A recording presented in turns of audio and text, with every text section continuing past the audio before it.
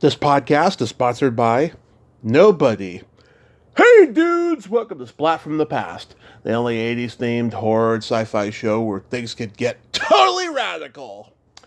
Now today I will be talking to Tom Candela, aka Jimmy Steele. He played Richie in the 1981 slasher classic, very underrated slasher classic, Madman. He'll be my second guest from that movie after having the Madman himself on here a few years ago, Paul Ehlers. And what a great character Richie was. He was like one of the few survivors of the movie.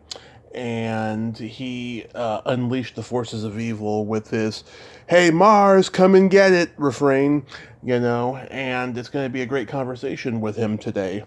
He also was Sailor Number 1 in Night Shift, celebrating its 40th anniversary, the classic Ron Howard, Michael Keaton, Henry Winkler comedy. And we're going to talk about all of that stuff today, and I can't wait. Summer starts officially tomorrow, but it's been getting hot all month, and it's going to be a really great summer. I was planning on taking the whole summer off from doing the podcast, but I realized I just got to keep going and make time for writing my writing projects, my book, screenplay, at, the same time somehow. So the podcast will go on this summer. Just see, who's willing to commit to it, to come on and talk about it. So, here is my interview with Tom Candela.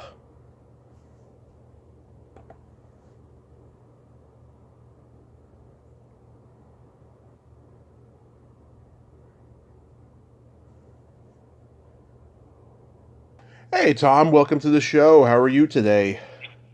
I'm well, thank you, Tommy. How's it going? It is going spectacular. Thank you so much for taking the time today. This is a great honor. Oh, thank you. It's a pleasure. So, going back in time, did you gravitate toward acting early on in your childhood? Interesting question. When I was about 12 years old, I decided I wanted to be an actor. I had 1971 or 72, I saw the movie Oliver. Yeah. With Mark Lester as Oliver and, Arthur Darger. He was also an HR Puff and stuff, Jack something or other. Oh, I know who you're talking about. Yeah. Yeah.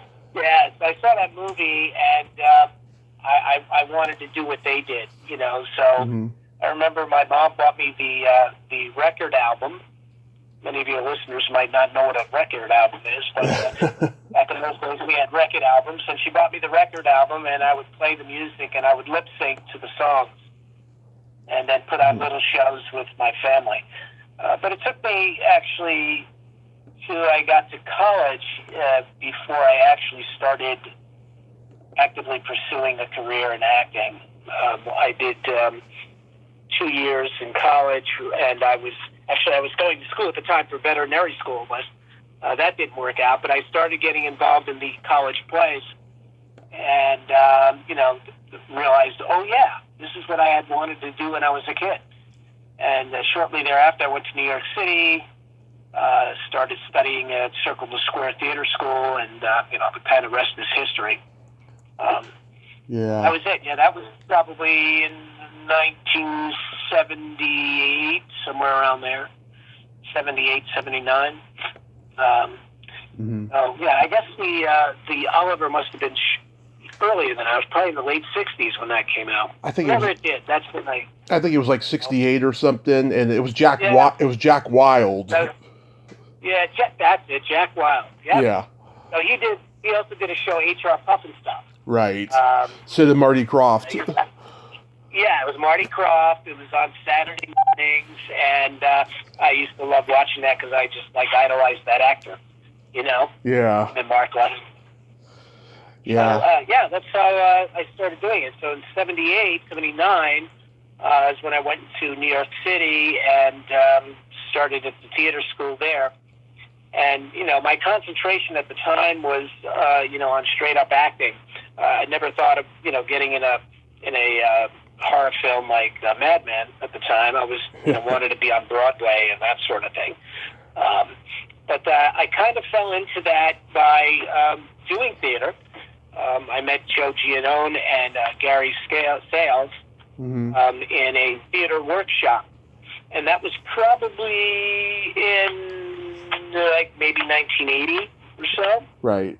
And we would do, it was a actors, playwrights, directors workshop.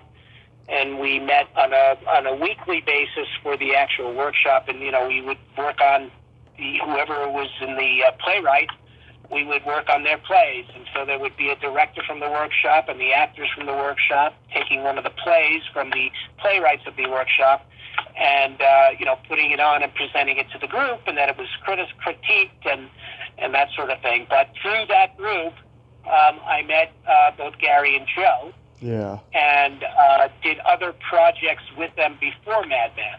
We did a theater project called The Search for Love. And that was a sort of a musical that we did, and we performed in New York City for a period of time. It took us months to rehearse it. But at the same time, they were working on the script for Madman. Right. It wasn't called Madman then, and it was a different script that what finally turned out. I'm sure you might have heard the stories of how initially they were working on a script on the Cropsey legend. For those of you listeners who don't know what that's about, it was basically an urban legend of basically someone who went crazy and did all these killings. That was, we found out they had written the script for it, and we were actually in casting. They were working on casting for it when they found out that the same story was already being done by Paramount, and I think that was one of the first summer camp movie. I forget what it was. Friday the 13th. Yes. Yeah. I'm pretty sure that was it. Yeah, it was one of those summer camps. So they found out they were doing it, so they had to kind of change their whole storyline. And they, they doctored a little, and they came up with what they have. What you finally saw. So it still surprises me to this day that people are still interested in the film. Yeah. Right? I mean, we made this in 1981, and, we all thought that, it would be a, one-shot type thing, come and gone, and we wouldn't see it again. At least the actors did. I think certainly Joe and Gary had other aspirations with it, but we all were, most of us in the film were Screen Actors Guild members, and that's why we all have different names, is because basically we should have been working on it, a non-union film. So we used different names for it, Alexis Devin and that sort of thing, and you're Jimmy Steele. Yeah. So the Jimmy Steele was it was a made-up name. I got that from Catcher in the Rye. Holden Caulfield uses that name at one point when he was going into the city himself, and he meets some friend of mother's friend and or mother of a friend of his from school, and so to disguise who he was, he comes up with this name, Jimmy Steele. So that's where I got that name from. I see. Yeah, I mean, 1981, that was a magical year for slasher films. There was this, there was My Bloody Valentine, Just Before Dawn, The Burning, Don't Go in the Woods, so many different ones. This is when slashers were at its peak. Everyone was trying to be Halloween and Friday the 13th because they were, probably the most acclaimed out of all of them. Yeah, that's true. I mean, and that's where we were trying to jump on that bandwagon, Yeah. They were, that was their first film. Joe and Gary, and they were trying to break into it, and it was all independently done. They did it on a very, very low budget. I don't even remember what it was. It was certainly not a lot of money. We didn't get paid. The actors didn't get paid a lot of money, and it was a buyout situation where, we don't get residuals now or anything like that. We basically got paid a salary for doing it, and that was the end of it. But Yeah. this day we have folks like yourself, folks like some of your listeners, I'm sure, and others out there who just love the movie. And I've heard lots of stories of, people I meet that would tell me, oh, this was like the first horror film I've ever seen, and it scared the hell out of me, and I always remember it. And to me, it's great. It's great that it's still out there and it's still alive. And I think Gary just released, if I'm not mistaken, he has a Facebook page, Madman, Mm-hmm. and I think they just released the 4K version of the film. Nice. Because I have it on Blu-ray and it looks great. Yep. I've always loved those opening and closing main titles. They always reminded me of a spaghetti western. Yeah. Yeah. Yeah. Yeah. Those you probably see, if you have the Blu-ray edition, you probably saw the making of on that. That's, I thought, was really interesting, even myself watching it. And I'm not sure if I was on that one. Mm-hmm. But Gary and I kind of lost touch for a number of years when he did I'm pretty sure when he did the Blu-ray, and I wasn't in the actor's interview type thing that they had on the documentary. Yeah. They had on there. But later on, they made another one. That might have been the 30th anniversary edition. One of the two. But anyway, I made it on one of them. I reconnected with Gary, and Joe had passed away by then, as had Tony Fish, the guy who plays TP. Both had passed away by then, so I got to see him again. And as well as the guy who played Max. He too has passed away. But yeah, the Blu-ray has the nice documentary on it, has some other add-ons, stills, I believe.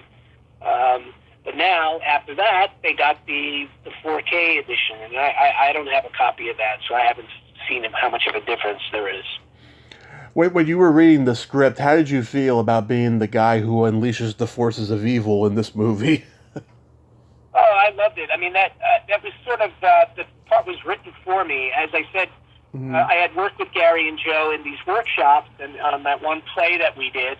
And we probably worked on that play from start to finish for about a year, meaning start from when the concept first came out. They were working on the script, and, I was in it at that time, putting it together, and then actually producing it and getting it up and running. So it was about a year, and then towards the end of that is when they were working on the script for Madman. So they already had me in mind for Richie, a smart-ass kid, because that's what I was. I was the smart-ass, little troublemaker, wise guy, always cracking jokes, in rehearsals, breaking people up in the middle of a scene, that sort of thing. So I was kind of typecast into it. So I didn't even really read the script. It was basically, you got the role. We're doing this, you're going to play this smart-ass kid. And I said, great. Yeah. And then it wasn't until, when we were ready to go, because they were keeping it very close to the hip, because they had been burned once with the, and I want to say it might have been The Burning, actually, which might have been the film that was made that, kind of waylaid us. I'm not sure. Oh, yeah, I think Paul told me The Burning was being filmed. Okay, yeah. That was it then. That was they found that out, that they were already shooting it. So that's when they had to switch it around and do what they did. But I got the script, when I was already cast when I got it and read it. So they, as I said, were keeping it close to the hip. I would say, well, what do I do in it? How big is my part? No, don't worry about it, Tommy. You're good. You got a good role. All right. And then it wasn't until we were actually getting ready to, when they were auditioning other people and that sort of thing, where I got a copy of the script. And it changed too since at that time. They doctored it, and as a matter of fact, even on set, Joe was making some changes to the script and shooting and stuff like that as we went along. Nothing major, but little things here and there as they ran into an issue. They would either fix a scene or write a scene that was different. So it was an interesting time, a fun time. I read on IMDb you actually pretended to be climbing stairs, but you were actually in a closet. Yes, that one. I was. The other thing is I was a mime. So Yeah. I went to study with Richard Morse, who's a pretty well-known mime in the city at the time. And so when I wasn't acting in the plays, or when I wasn't shooting a film or working as an extra somewhere, I was doing mime. And I was part of their company, the Richard Morse Mime Theater, and would do shows on the weekends and stuff like that, both for children and during the evenings, adult. We did a season of Summer Stock out in actually not too far from where I live now, up in the Catskills. But so I implemented my mime skills as that one scene when I walk into the house for the first time. There's that. It was a kitchen, is what I was walking into. Then there's that closet to my immediate left. And we were supposed to go down into the basement of the house. Right. That's where I found all the bodies.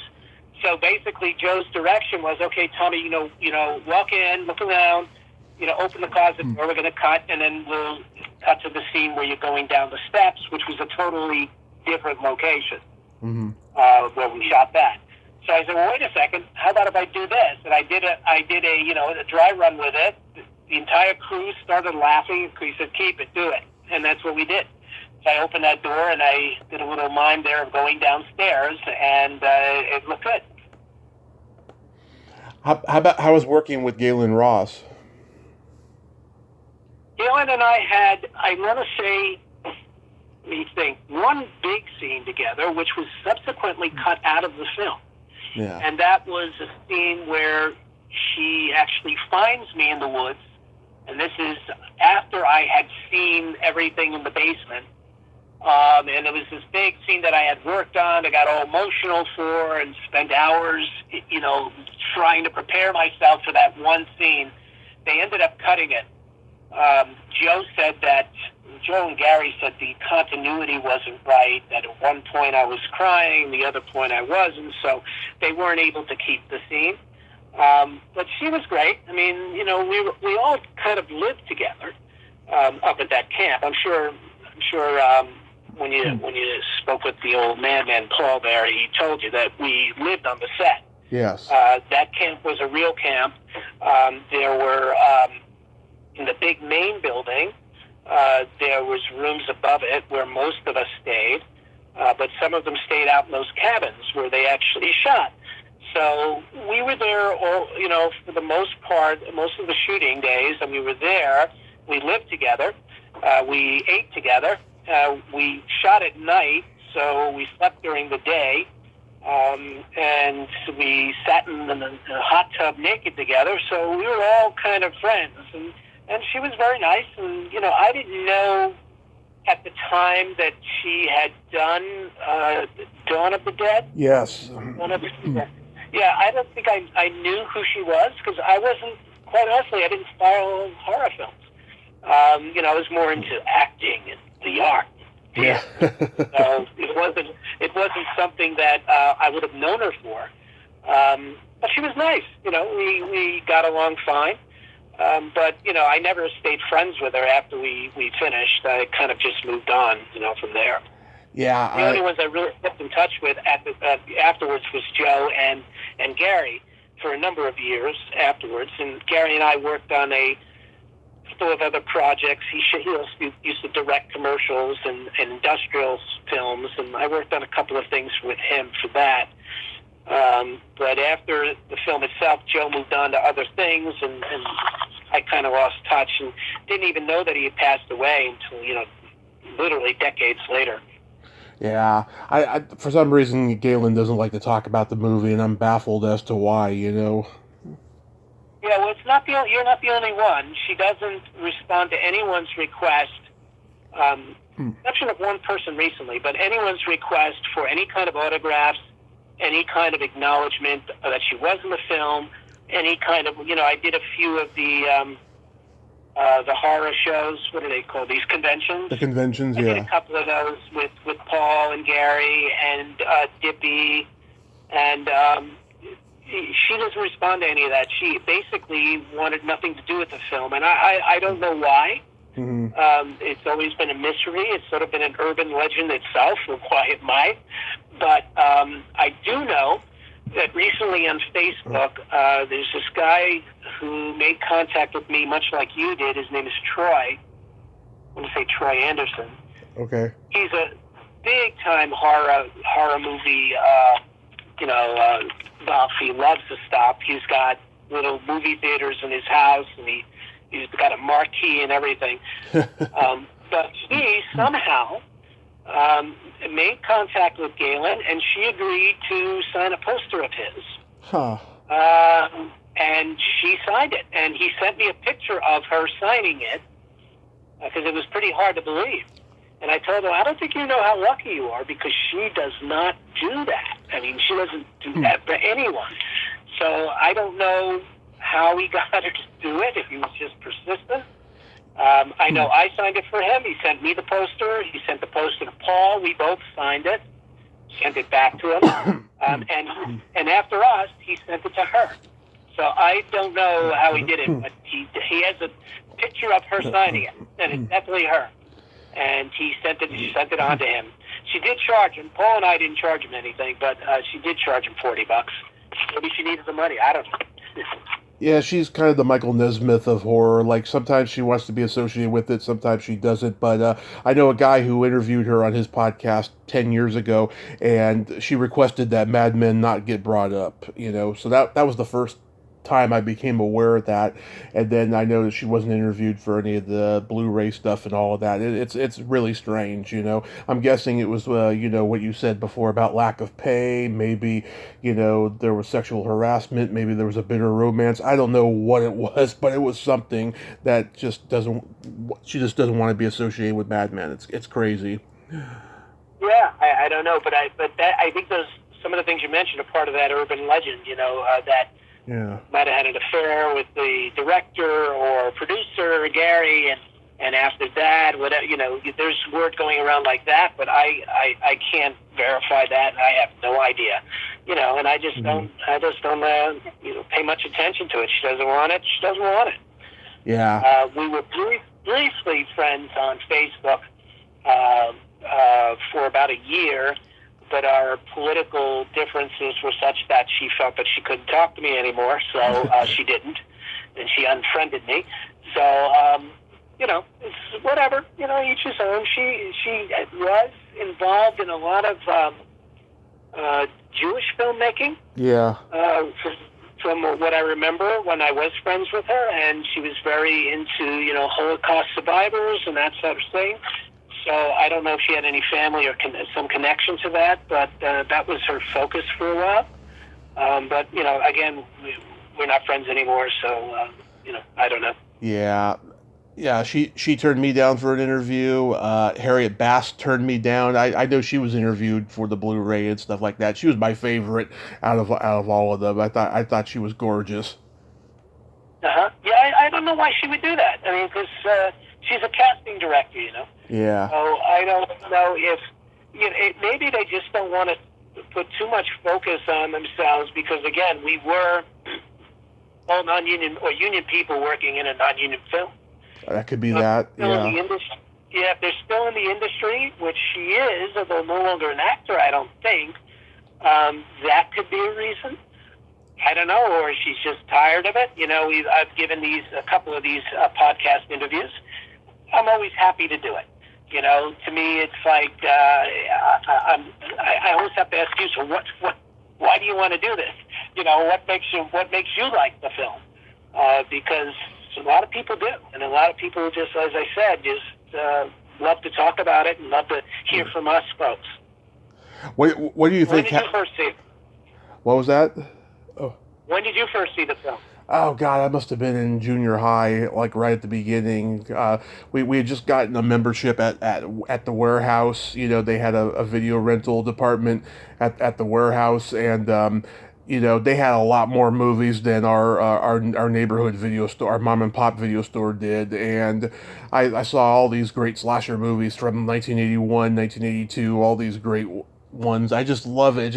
It just makes me think back to that time, because by then, I was starting to do good in school. My parents let me stay up late and watch anything I wanted to, so it takes me back to that great time. Got it. Got it. Yeah, a lot of good movies do that for us, right? They bring it back to when you were a child or whatever you were experiencing when you saw the movie.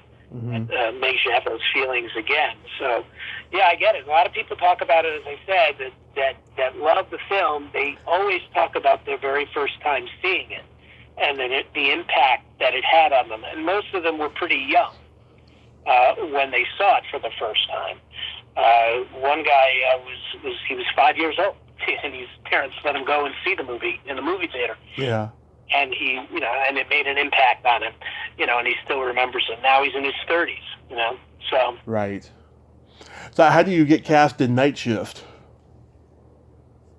Night Shift was, that was a legitimate film. Right. I had a scene there with Michael Keaton, Mm-hmm. and it was directed by Ron Howard. I had auditioned for Ron. It was a very small part, if you've seen the movie, Yep. And I did have actually a speaking part in it. In the movie, they created a montage of scenes, and they combined it into that, and they put music, I believe, over the dialogue. So my dialogue was removed from the film, but because I spoke and because I had a quote-unquote part, Mm-hmm. you get a screen credit, and believe it or not, I still get checks for that. Albeit small checks, but every time it's shown, either be on TV or HBO or something like that, I get a residual check. And it's, like for $8. But it just always makes me wonder what the big guys get, the big famous guys who are doing all these movies, for years later, decades later, they still get paid. So I basically had to audition for Ron. It was the casting director that I knew from other projects that got me the audition. And the audition itself was just an interview with Ron Howard. And the biggest question he asked me was, were you willing to get your hair cut? And I said, how short? And he says, like a sailor. And he said, yeah, I'll do it. So we did. We had to go out and get a haircut. And that's basically, I forget the other guy's name, but we auditioned together. And I think his name was Ed, the other sailor. So I was sailor number 1, and Ed was sailor number 2. And it was great. Michael Keaton wasn't very well known at that time. Yeah.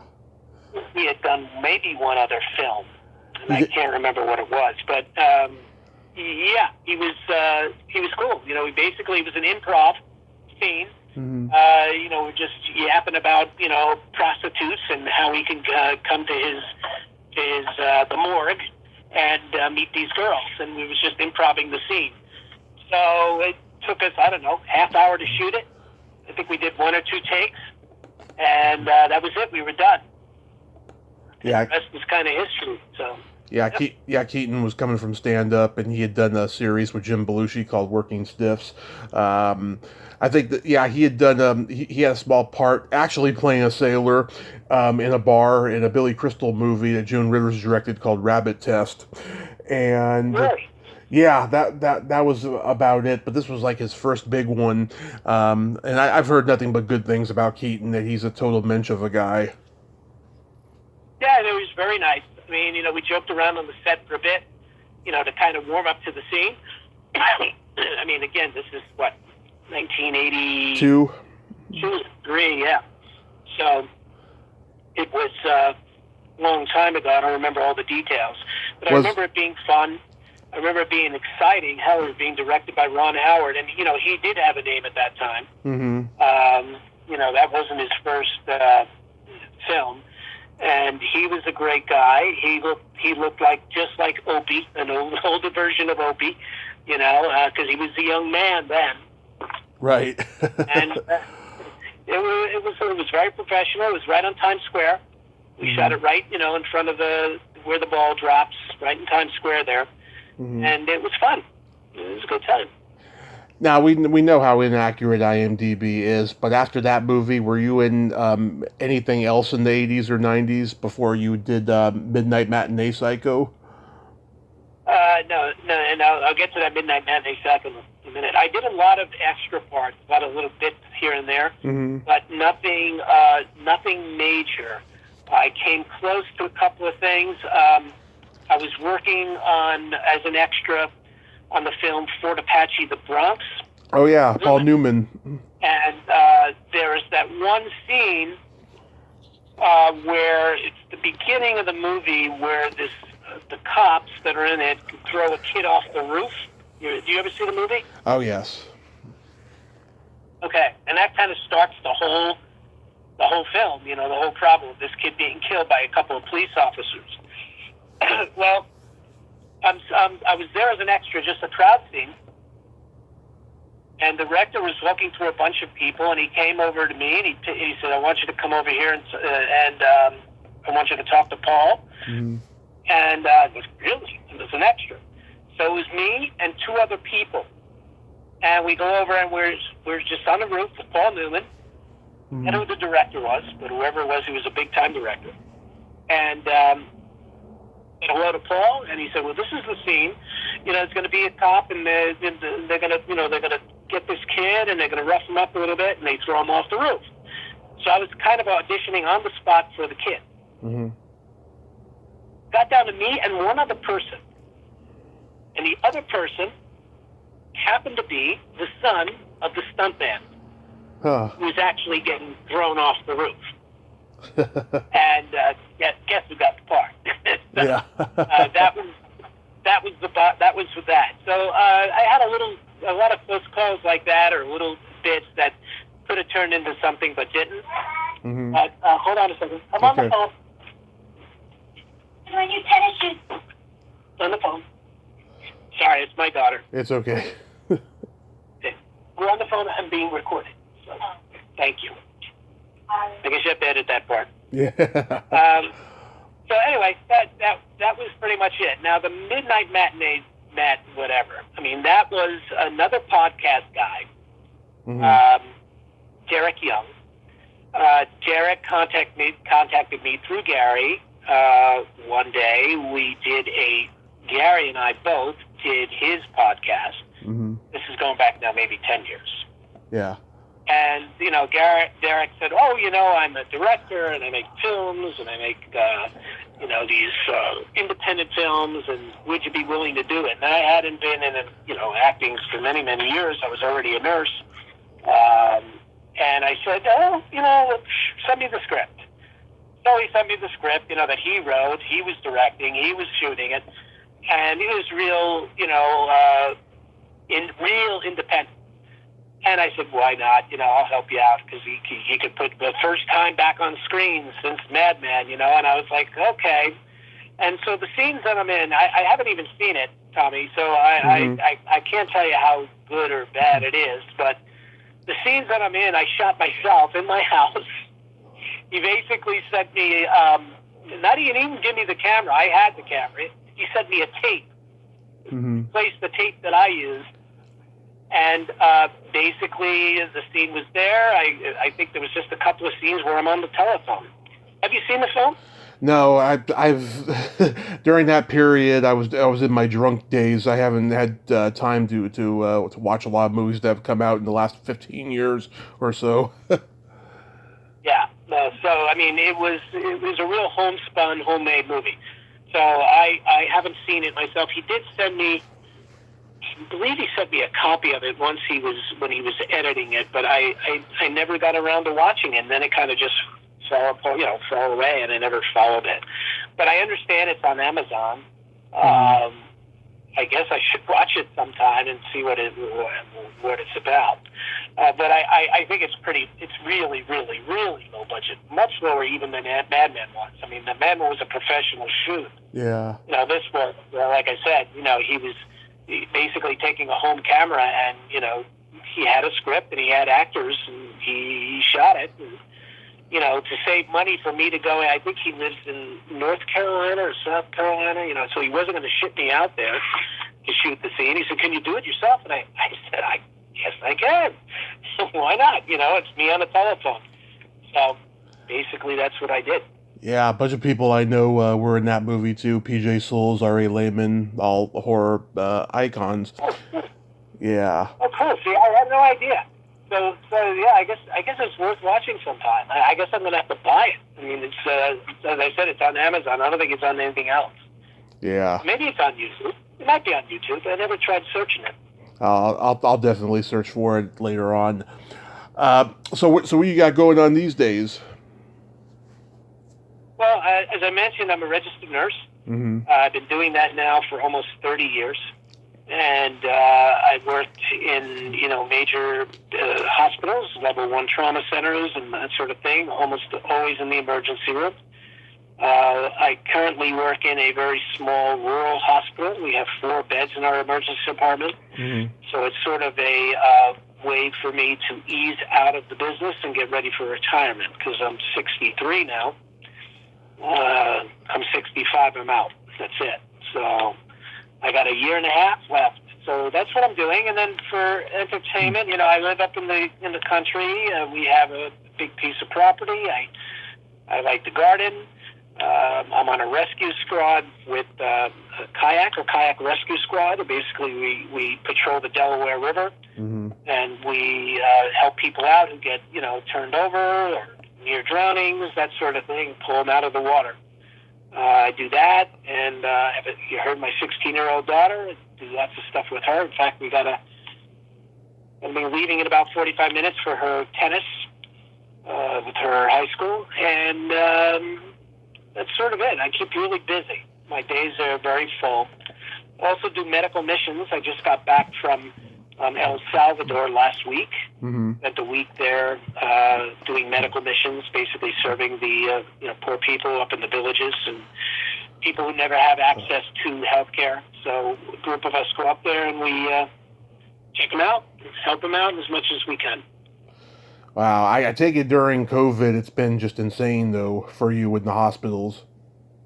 Yep, it's a terrible 2.5 years because it's still going on. It's not as bad as it was, but there's still, we're still wearing masks all the time in the hospital, which I despise. There's, people still get COVID fairly regularly, but they're just not as sick as they were.